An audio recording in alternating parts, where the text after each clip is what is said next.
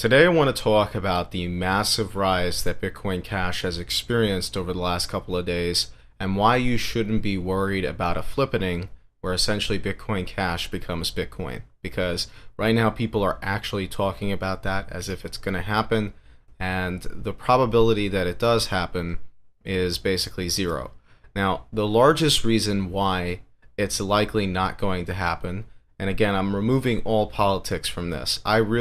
Personally, I don't think increasing the block size to 8 megabytes even really causes all that much centralization.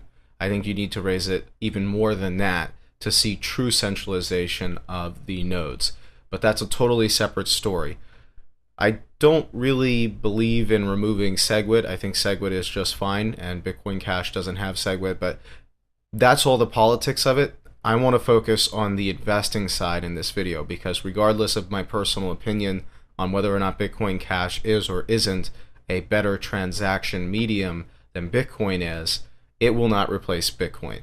And the largest reason why it will never replace Bitcoin is because it cannot, unless they really are able to essentially bribe the exchanges, unless the exchanges start accepting Bitcoin Cash as Bitcoin. In other words, there has to basically be a switch around. And then SegWit 1x Bitcoin has to be basically called something else. And that's just not going to happen unless all of a sudden we see a massive shift in adoption. And we're not going to see that, unfortunately, for those of you that believe in Bitcoin Cash. Again, I don't want to get too much into the politics of it, but it just isn't going to happen realistically. You have to think about this in terms of all of the institutional support is behind Bitcoin and the branding is behind Bitcoin. Now, I want you to think from the perspective of an exchange. In order for them to replace Bitcoin with Bitcoin Cash and basically shift the branding, all of the exchanges essentially have to make that move at the same time. If they do it one at a time, everybody's going to stop using the exchange that starts. So let's say, for example, they probably are not going to do this, almost certainly not going to do this, because Coinbase has had sort of a mixed position on Bitcoin Cash throughout its lifetime. But let's say, just for instance, that GDAX decides to make Bitcoin Cash the new Bitcoin. And so now this is Bitcoin Cash, but it's called Bitcoin. So anytime you pay $6,400, you're essentially getting this instead of this. If they decided to do that, don't get me wrong, Bitcoin Cash would spike on all exchanges. However, people would stop using GDAX. Or Bitcoin, as it's called on GDAX, would crash to the true value of Bitcoin Cash based on other exchanges. And the transaction volume on GDAX would be pitiful in comparison to what it is now because they would have lost everybody's trust. They certainly would lose mine if they did something of that nature. So in order for us to see exchanges change the branding around, it would really require essentially all of them to change at once. And the odds that they're all able to work together in order to do that is very slim. This is also a big reason why SegWit 2x likely wasn't going to replace Bitcoin as well. The other element here is that Bitcoin Cash, given that it's likely not going to replace Bitcoin on the exchanges, it's not going to get the Wall Street institutional support. Most Wall Street investors and more institutional investors don't even know about Bitcoin Cash other than it was a hard fork of Bitcoin. A lot of people just see it as inflation of Bitcoin. They actually just think that it basically printed money out of thin air. And as of right now, it is sort of behaving that way. Now, the reason why Bitcoin Cash is going up so much recently is the result of Roger Ver. Basically, okay, so this is not just Roger Ver. There's a number of things that are going on, but let's start off with this. So Roger Ver is now going somewhat on a marketing deal talking about Bitcoin Cash. However, this was to a very small group of people. Let's see if I can actually capture. I mean, this size, this is sort of a, this is not enough to move the markets. But it is sort of a start, and Roger Ver obviously is very important within the Bitcoin community, so he is in fact an influencer of Bitcoin Cash. However, he can't influence Bitcoin Cash this much, so that's the first thing. The second thing is, people have brought this up frequently, is that a lot of the volume is coming from Korea, But what I really want to talk about here is now, as a result of all of this volume coming from Korea, we are now seeing, in addition to that, miners are starting to switch over. Now, the reason miners are switching over is because at this price, Bitcoin Cash is now more profitable to mine than Bitcoin is. And the first video on this channel actually talked about mining oscillations between Bitcoin and Bitcoin Cash. And this website called fork.lol is a phenomenal website for essentially measuring which of the two cryptocurrencies is more profitable or better for miners. And so the way you should read this chart is essentially they have this proprietary way of saying, you know, is this more rewarding or less rewarding than the other cryptocurrency? So this purple line here is Bitcoin Cash, and the orange line is Bitcoin. And it's basically, imagine that it's looking at the reward proposition for both of them.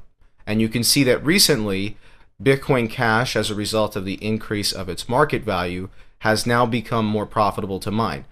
Part of the reason that miners are so much more bullish on Bitcoin Cash now is because on November 13th, just 2 days from now, Bitcoin Cash is anticipated to upgrade its network.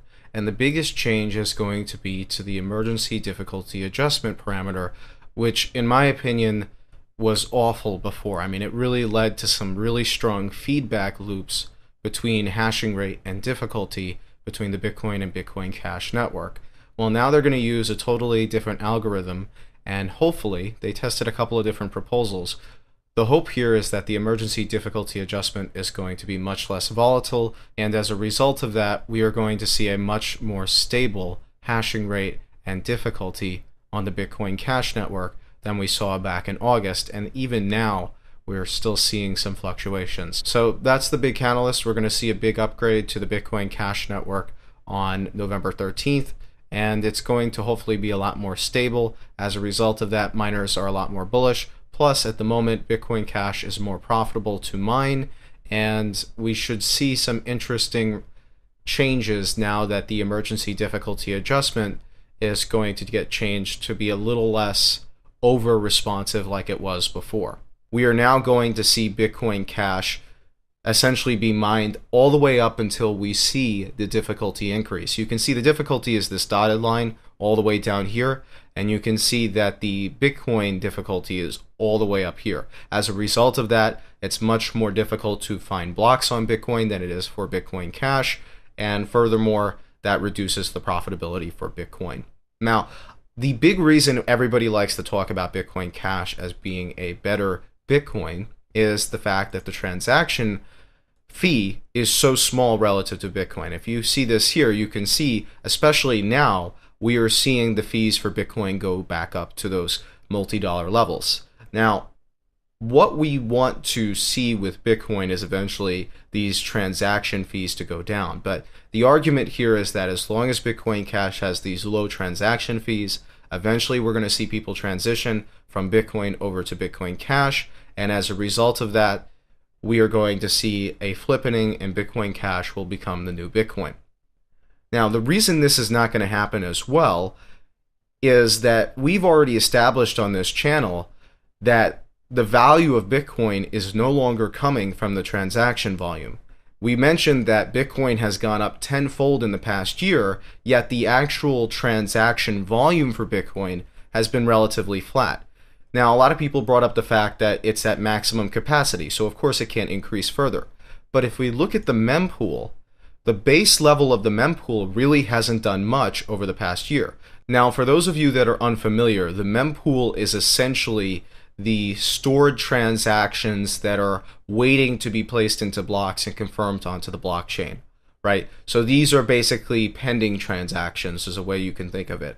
And right now, we are seeing over the past year or so, aside from a few spikes here and there, and we're going to talk about those in a moment, especially because we're spiking at the moment, the mempool size has really sort of been stable around these lower areas down here, and at multiple times is at 0 bytes. Right now, we're seeing the mempool spike. And the reason we see the mempool spike like here and here and here and here is the result of spam transactions. In other words, they're not real transactions. They're not actually people using Bitcoin or any other particular cryptocurrency if you look at other mempools. These spam transactions are not real. They're just there to essentially send a message or increase transaction fees so that Bitcoin becomes inconvenient to use. Now, this just so happened to coincide with the massive increase in the value of Bitcoin Cash. In other words, I actually don't think it is disconnected. I have a feeling that these two facts, the fact that we're seeing Bitcoin Cash rise like it is right now, and the fact that we're seeing the Bitcoin mempool size increase like it is, and therefore increase the transaction fees, as you can see here, is all intentional. In other words, it's not just a coincidence. And as a result of that, I just want to be clear with everybody that this is being manipulated at the moment, at least in my opinion. Bitcoin Cash is being manipulated right now. We might see more of a pump, but I would say stay away at all costs, because right now, Bitcoin Cash might be doing well, but in the long term, this cryptocurrency, in my opinion, it's a worse Litecoin, in my opinion. That's what Bitcoin Cash really boils down to being. Unless it replaced Bitcoin, it's a worse Litecoin. Now, again, the reason why that is because the branding behind Bitcoin, everybody in Wall Street knows what Bitcoin is. Mom, Pa, the few of them that do know about cryptocurrencies, they know about Bitcoin. They do not know about Ethereum even. And that's the second largest cryptocurrency. They don't know about Ripple. They don't know about Litecoin. They don't know about Bitcoin Cash. They don't know about any of these other cryptocurrencies. Most casual investors really only know about Bitcoin. And even the casual people that just sort of have a very loose interest in cryptocurrencies, they basically know two words: Bitcoin and blockchain. And that's it. They don't know any of these other cryptocurrencies. So I just want everybody to realize that before they make the decision here that Bitcoin Cash is going to replace Bitcoin. It's not going to do that. It would take a concerted effort from the exchanges to see that happen. And if we compare Bitcoin Cash to Litecoin, because that's really the true aim of Bitcoin Cash, is to essentially become a better transaction medium than Bitcoin. Well, let's compare it to Litecoin, because I just established I really don't see it ever replacing Bitcoin.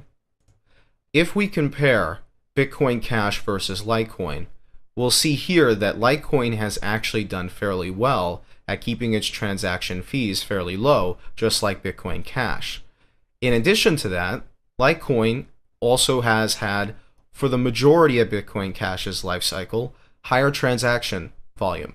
Now, the reason why Bitcoin Cash transaction volume is increasing so much is likely not even the result of it being used to purchase goods and services, but rather to send it between exchanges, which of course is not real adoption. It's not really using it as a transaction medium or for sending your friends money or family money. Really right now, I would say the majority of the transaction volume increase that we're seeing in Bitcoin Cash here just so happens to be the result of the fact that price is going up. So people are actually moving it between exchanges a little bit more. The other possibility, of course, is that there's spam transactions on the Bitcoin Cash network as well to make it seem as though it is starting to see higher adoption. Again, I think this is all smoke and mirrors. And as a result of that, I would really encourage everybody to be cautious when it comes to investing in Bitcoin Cash. I don't think this is going to end well.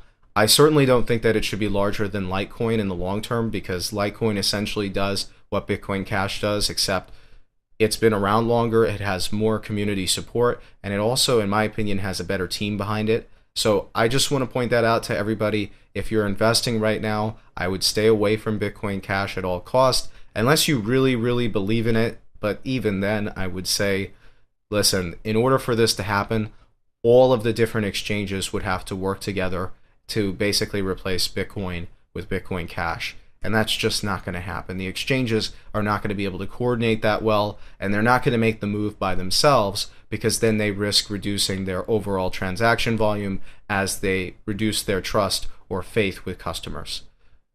I hope you all enjoyed the video. As usual, if you would like to support me and the channel, there's some affiliate links for Amazon in the description, all for products that I actually use, hardware wallets, books that I recommend, as well as for exchanges that I actually like to use, including GDAX, of course. If you use any of the Amazon affiliate links, I get a small piece of compensation, even if you don't buy the exact item that I have linked there. So check those out if you're interested. Otherwise, leave a like, comment, and subscription, and I will get back to you as soon as possible. Thank you for watching.